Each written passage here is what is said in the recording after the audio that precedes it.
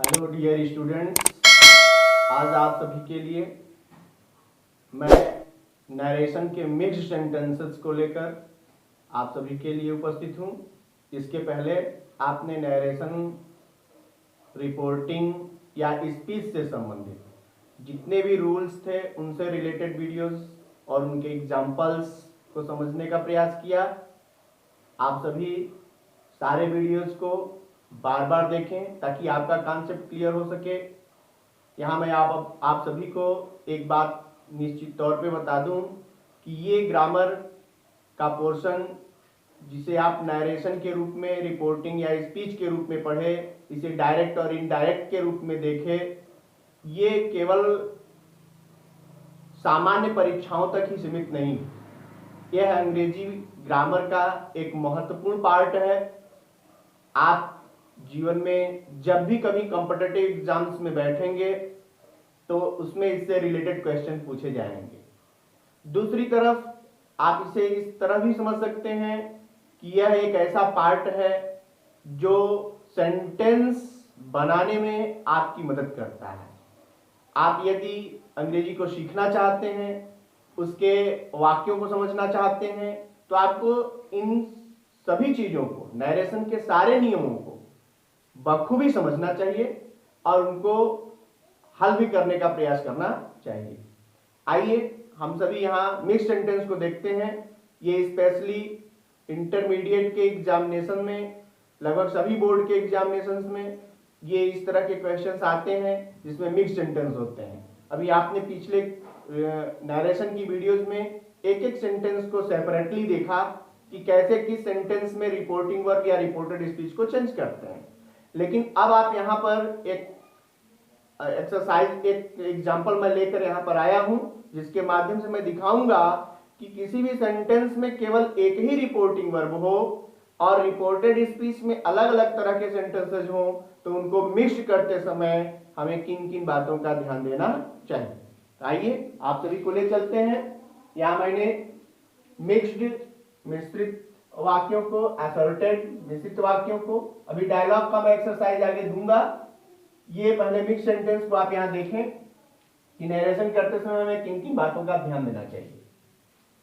प्यारे विद्यार्थियों, आप सभी को यह पता है कि नरेशन करते समय सबसे पहले आपको अपने दिमाग में यह स्पष्ट कर लेना चाहिए कि जो भी पार्ट हमारे सामने है वो डायरेक्ट स्पीच में है और डायरेक्ट स्पीच के दो पार्ट होंगे। एक होगा रिपोर्टिंग वर्ब, दूसरा होगा रिपोर्टेड स्पीच। रिपोर्टिंग वर्ब को चेंज करते समय आप रिपोर्टेड स्पीच के सेंटेंस को देखेंगे।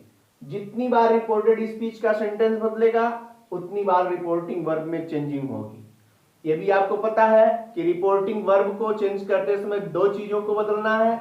एक है रिपोर्टिंग वर्ब जिसे हम सेड या सेड टू के रूप में इंगित करते हैं, और दूसरा है कॉमा और इन्वर्टेड कॉमा को हटाकर रिपोर्टिंग वर्ब और रिपोर्टेड स्पीच को जोड़ते समय किसी न किसी कंजक्शन का प्रयोग अवश्य करते हैं। तो ये दोनों परिवर्तन रिपोर्टेड स्पीच में आए हुए सेंटेंसेस के अनुसार ही होते हैं। तो जितनी बार रिपोर्टेड स्पीच का सेंटेंस बदलेगा उतनी बार रिपोर्टिंग वर्ब बदलेगा। इस बात को आपको ध्यान देना होगा।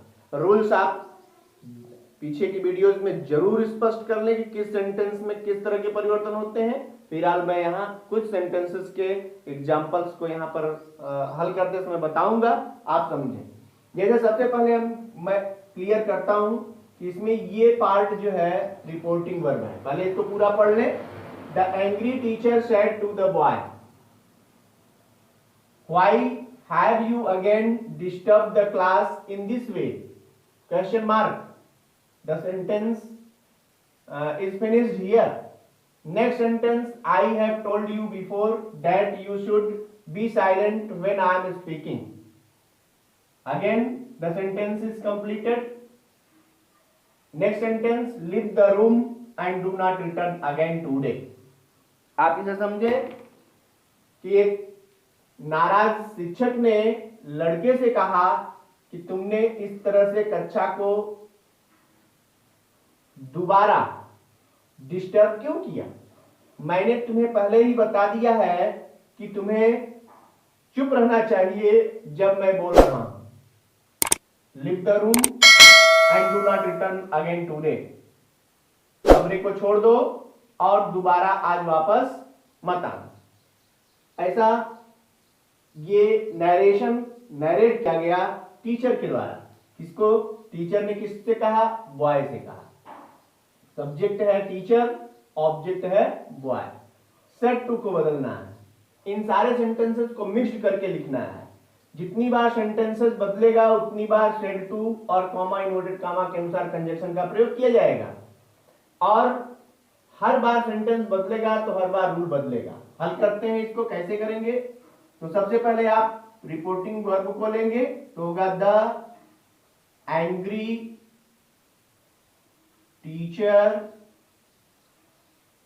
सेड टू को किसमें बदल दिया जाए? क्योंकि ये वाई इंट्रोगेटिव सेंटेंस है, क्वेश्चन वर्ड से शुरू हो रहा है। इसका रूल है कि क्वेश्चन वर्ड से शुरू हो रहा हो तो सेड या सेड टू को आस्क्ड में बदल दीजिए, और कॉमा इन्वर्टेड कॉमा को हटाते समय क्वेश्चन वर्ड को ही कंजक्शन बना दीजिए। तो the angry teacher asked the boy,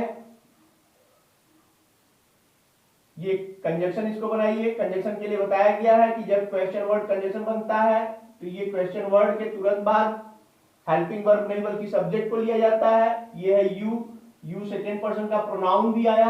reported speech को बदलते समय आप ध्यान देंगे कि रिपोर्टेड स्पीच में 3 परिवर्तन करने हैं। एक पर्सनल प्रोनाउन, दूसरा टेंस और तीसरा निकटता सूचक शब्द, द वर्ड्स एक्सप्रेसिंग नियरनेस। ये 3 चीजें मिलेंगी, तुमको परिवर्तित करते चलना है। तो हो गया the angry teacher asked the boy, why, you गया बॉय के पास, हो गया ही। यहां आप ध्यान दें ये ऑब्जेक्ट भी थर्ड पर्सन में है और सब्जेक्ट भी थर्ड पर्सन में है। Third person means he, singular number, masculine gender, तो ये दोनों ही है। तो जब ऐसे दोनों ही एक ही पर्सन के हो तो बदलते समय यहां पर आपको इंडिकेट कर देना चाहिए कि यहां ही हमने लिखा किसके अनुसार? द बॉय के अनुसार। ये केवल इंडिकेट करना है, परिवर्तन तो यही है कि वाई ही। अगेन अब देखेंगे टेंस को, तो हैव है तो हैड हो जाएगा, क्योंकि ये प्रेजेंट परफेक्ट है। Present perfect should be changed into past perfect tense. He had again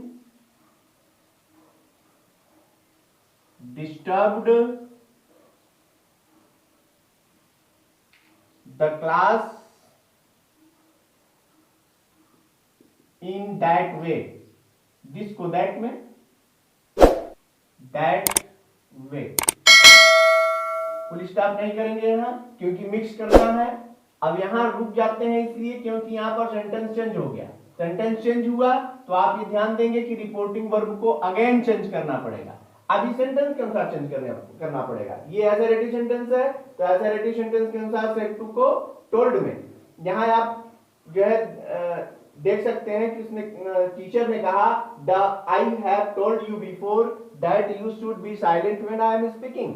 मैंने तुमसे पहले ही यह कह रखा है कि जो है तुम इस तरह से चुप रहा करो जब मैं बोल रहा हूं। तो इसका मतलब हो गया कि यहां रिमाइंड भी करवा रहा है। देखें जब भी नरेशन करते समय इस बात का जरूर ध्यान दें कि इसमें सेंस बहुत महत्व रखता है।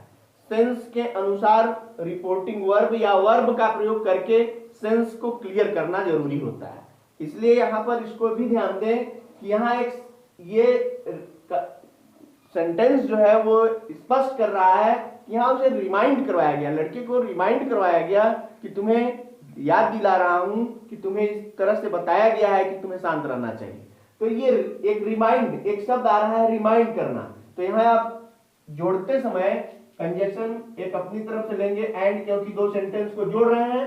अब यहां एंड लगा के सेड टू को टेंस के अनुसार टोल्ड में, सेंटेंस है अथॉरिटिव का इसलिए टोल्ड में बदलेगा, लेकिन यहां पर लिखेंगे रिमाइंडेड हिम।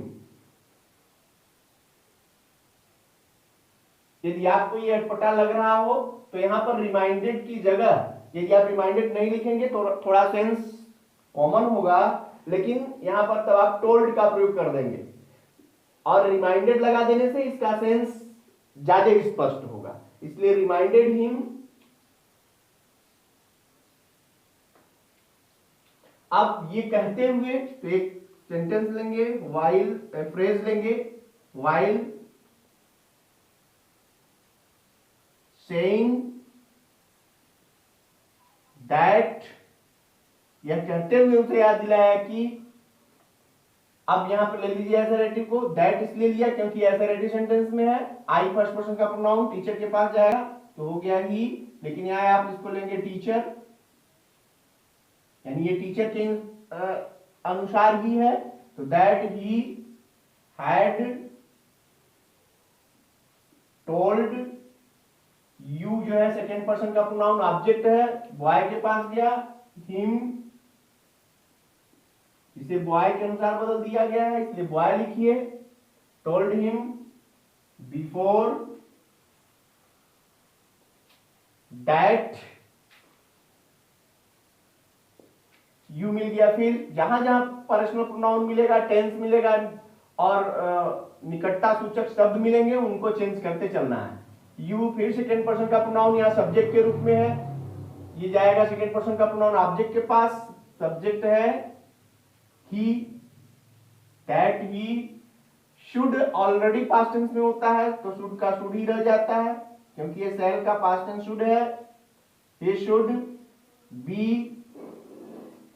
silent when, आई गया किसके पास, टीचर के पास, आई फर्स्ट पर्सन का प्रोनाउन टीचर, ही, यहां ही चेंज हुआ, यहां आपने नहीं लिखा, ये ही बदला किसके अनुसार, बॉय के, इसलिए यहां ब्रैकेट में आप बॉय लिख दें ताकि कॉन्सेप्ट क्लियर हो, और ही यहां लिखा तो यहां ये टीचर के अनुसार है तो यहां आप टीचर लिखें ब्रैकेट में, when he was speaking,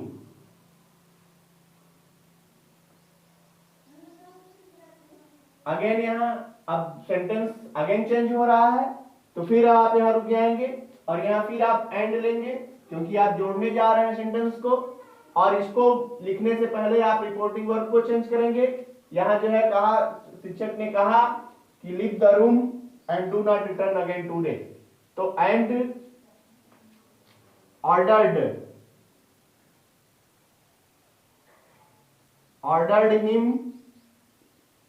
him आया किसके लिए, बॉय के लिए, ऑर्डर्ड हिम। अब आपको पता है कि जब वर्ब के फर्स्ट फॉर्म से सेंटेंस शुरू हो रहा हो तो इंपरेटिव सेंटेंस है और उसको जोड़ते समय कॉमा इन्वर्टेड कॉमा को हटाकर वहां इंफिनिटिव टू का प्रयोग किया जाता है, तो ordered him to leave the room and,